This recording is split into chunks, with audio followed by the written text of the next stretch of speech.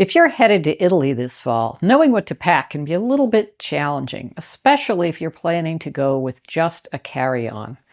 The weather can vary dramatically, with temperatures ranging from the 50s on up to the 80s. So you really need to pack smart to make sure that you have what you need, but without having to haul around a lot of stuff that you don't end up wearing.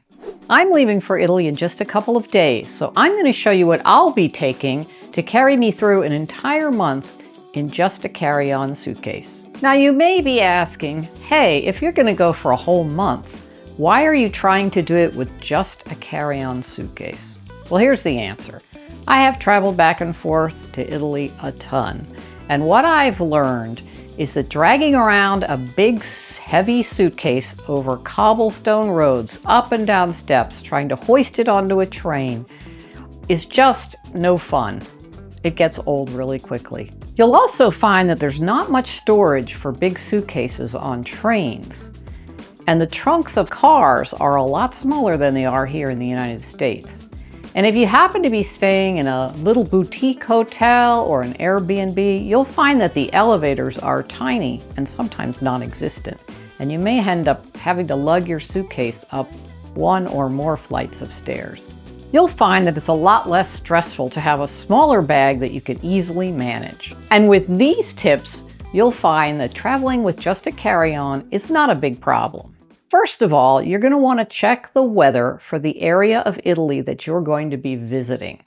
And then check it again right before you leave, because we all know that weather forecasts are notoriously wrong, especially when you're looking a week to 2 weeks out into the future. And also remember that Italy is a long country from north to south. So the temperatures and the weather are going to vary considerably depending on whether you're in the north or the south. Autumn is one of the most challenging seasons to pack for because the weather is all over the place, with the temperatures ranging from in the 50s on up to the 80s. And there is quite a bit more rain in the autumn than there is other times of the year. In just the last week, the temperatures have dropped from the 90s down to the 50s and 60s, with rain catching a lot of travelers off guard. I'm going to be in central Italy on this trip, where the temperatures are supposed to range from the 50s at night and early in the morning up to the 70s, but with some days getting up until the 80s. So I really need to plan for that when I pack. And the best way to do that is to bring light layers that you can add or subtract as the day goes on and the temperatures rise or fall. By that I mean you should have a base layer like a cami or a tee, a light sweater, and a jacket that you can add when it really gets cool. Because it rains fairly often, especially in late October, I'm going to bring a rain jacket to be my jacket, and that'll provide warmth as well as keeping the rain off. The next tip is to pack in a capsule wardrobe comprised of mostly neutrals. What is a capsule wardrobe? Well, it's a very small collection of clothes where the bottoms and the tops all mix and match to combine lots of different outfits. Here's how you do it. Pick 4 to 5 bottoms in neutral colors. For example, I have a pair of blue jeans, I have a pair of olive jeans, a pair of black pants, and a pair of brown pants, and then I have a navy blue skirt that I can wear when it's warmer. I'm also going to pack a pair of khaki shorts because we're probably going to do some hiking and I want to have those for that. Now select 8 tops that go with the bottoms. I've got a mixture of long sleeve tops and also short sleeve tops so that I have what I need depending on the weather. I also have a cream sweater that can be worn on its own or it can be worn over a base layer. Now this is key. Each bottom should go with at least 3 of the tops. So, for example, with my black pants, I have a camel and black striped sweater, I have a white and black striped shirt, I have a cream sweater, and I have a brick colored t-shirt. And they all go with those black pants. With my olive jeans, I can pair my blue chambray button-up shirt, my white and blue striped t-shirt, my brick colored t-shirt, and my cream sweater, and so on. So I just counted. With my 5 bottoms and my 8 tops, I could create over 20 different outfits, which should carry me through for a month. I also have a black cardi and a navy blue cardi that I can wear as an extra layer at night or in the cool mornings. On this trip, I'm not going to bring any dresses because it's not going to be very hot, I don't think. And I find that in the cooler weather, dresses are just a little bit less versatile.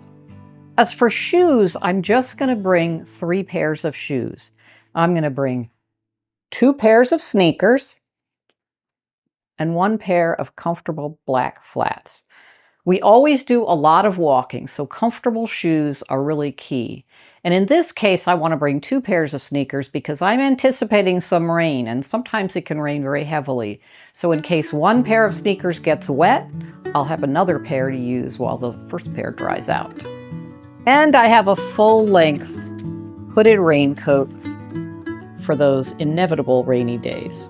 Another tip for smart packing is to use packing cubes. And you can either use the regular ones or the compression ones. The compression ones allow you to fit more in, but they also will make your suitcase heavier if you use a lot of these. I typically use the regular kind, but I will put a link to both the compression ones and the regular packing cubes in the description box below. One of the main reasons I use packing cubes is for organization. It keeps everything where I know where it is, and I can find what I want without rummaging through my whole suitcase and making a big mess of it to find what I'm looking for. It's kind of like having dresser drawers in your suitcase because I put all the tops in one packing cube and all the bottoms in the other. So I can lift the whole thing out, pull the top out that I want, pull the bottom out that I want, and just put them back in. And everything stays neat and tidy. So I use a large packing cube for all my tops, and I use another large packing cube for all my bottoms, and then my undies and my bras I put in a smaller one. And then my socks, to save space, I just stuff my socks down into my shoes. So with all of the clothes that I've laid out, I'm actually gonna wear a pair of pants, a shirt, a sweater, and my bulkiest shoes, one of my sneakers, on the airplane, along with one of my sweaters. So I won't have to pack that. I'm gonna wear my brown pants because they are stretchy and really comfortable. They're Athleta Endless High Rise. I highly recommend them. They're super comfortable. Other than the clothing, here's what goes into my carry-on. I've got my liquid toiletries in a little Ziploc bag in case I have to take them out at security. I have the rest of my non-liquid toiletries in this bag.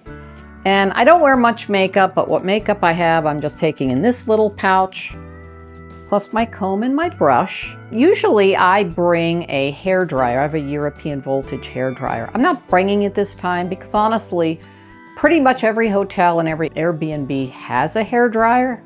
Now, on the other hand, if you need to bring a flat iron or a curling iron, make sure that you have a dual voltage one, because if you take your normal one from the States and you try to plug it in Europe, it will blow it up or it'll fry it. So if you are going to take the one you normally use, then you need to get a converter to convert it to the European voltage. You can't just plug it into an adapter. An adapter is just something you plug in the wall that will allow you to plug your US devices into it, but it won't change the voltage. So in the case of a flat iron or a curling iron, you're going to need both a converter and an adapter. The adapters that we like to use have actually 2 places to plug in US appliances or devices, but they also have USB-A and USB-C ports for things like laptops, iPads, and iPhones. A couple of other tips. Even if we stay mostly at hotels on our trip, we always try to book an Airbnb for a couple of nights mid-trip, and that enables us to do our laundry. Now, many Airbnbs have a washing machine, but not all, so you need to check the description before you book it. Some have a dryer, but not many, because dryers are not as prevalent in Italy as they are in the United States. But a lot of them will have a washing machine. In any case, I used to like to bring these little Tide packets that will allow you to do your laundry in the sink if you need to. Now, my advice to you is not to go out and buy a whole bunch of new clothes for this trip. Instead, wear what you have that you feel comfortable in. You'll have a much better time if you're not worried or self-conscious that those new outfits that you bought, whether they look good on you or not, and you don't want that. You want to enjoy yourself. And you don't need any fancy clothes to go to Italy. Unless you're going to like a destination wedding or something, normal clothes are just fine.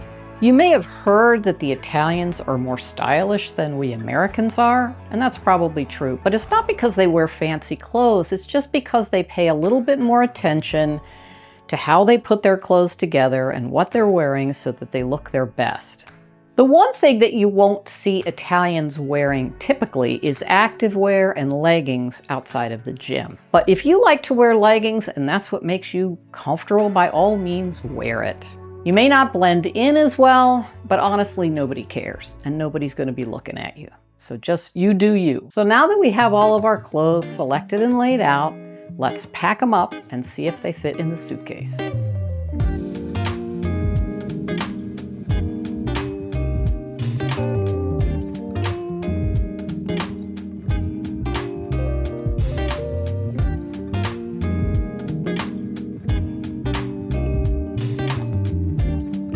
So I've got everything in my suitcase. Voila, it's not too heavy either. I've got everything I need and I have room to spare in case I buy some souvenirs. Ciao for now.